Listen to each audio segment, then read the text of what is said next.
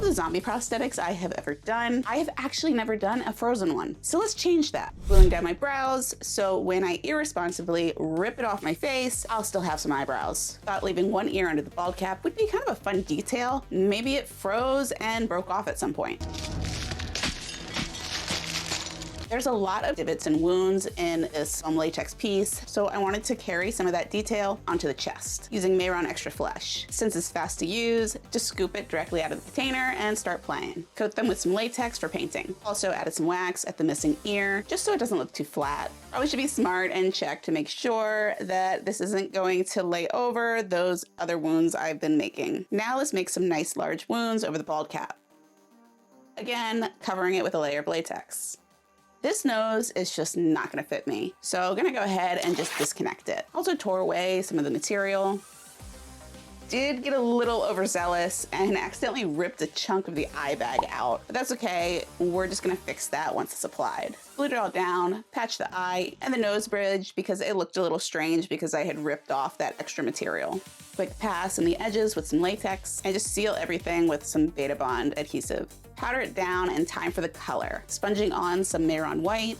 Having just done a bunch of icy looks, I kind of wanted to do something a little different from that blue teal color palette that the other ones had had. Now I'm gonna move on to some gray and airbrush some white over top to soften and brighten everything. I'm gonna be using the Mehron Pro Color Ring. Now I really did like these colors when I did the frostbite tutorial, and since we're doing a frozen zombie look, it seemed like the perfect time to go ahead and break it out again. Adding textures and shading with the dark blue.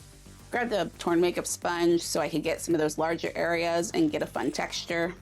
I ended up painting the wounds with Skin Illustrator Lividity. Since it's a dull reddish purple and the colors in the Pro Ring are really bright and saturated, and I wanted something a little more muted. Goodness, this piece has a lot of wounds to paint, and I'm pretty sure I missed a bunch. One eternity later. Wanted more contour, so went ahead and did that fast with an airbrush. Now it's all a little bit darker than I wanted, so I'm gonna sponge a pale flesh tone over top everything. And I can also create some breakup areas in anywhere that's just kind of a big mass of dark. And just a little spatter to kind of soften some of the contrast.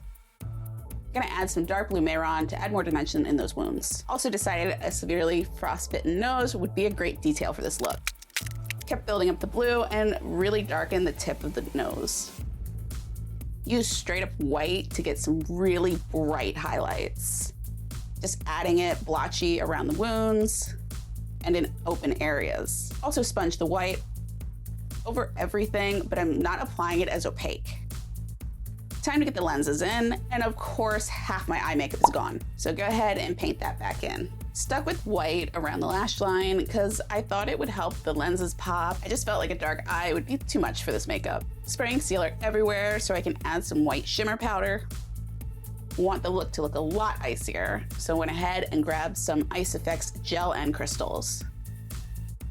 In the past few ice looks, I really enjoyed adding the little icicle details. The problem is I make it sort of a general rule to keep sharp objects away from my eyes. So I actually tested out a different type of UV resin. Instead of the brittle, hard icicles, these are soft and bendy and less of a poking hazard. I started making the basic shape on a flat surface and cured the pieces. Peel them up and start adding more layers. First to round out that flat side and just to thicken them up in general. Can even let gravity kind of take over when you're curing, and you can get these interesting drips in your icicles. Just gluing these with some Beta Bond, and much better having these near my eyes instead of those rigid ones. Still want more ice, so I added more gel and even some snow. The gel has a blue tint, so I didn't put it everywhere.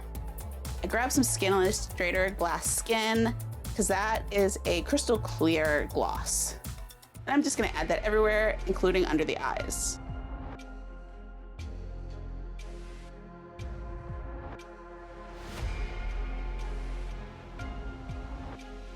If you want to see how to create different phases of realistic frostbite, be sure to click over to the next video and I will see you there.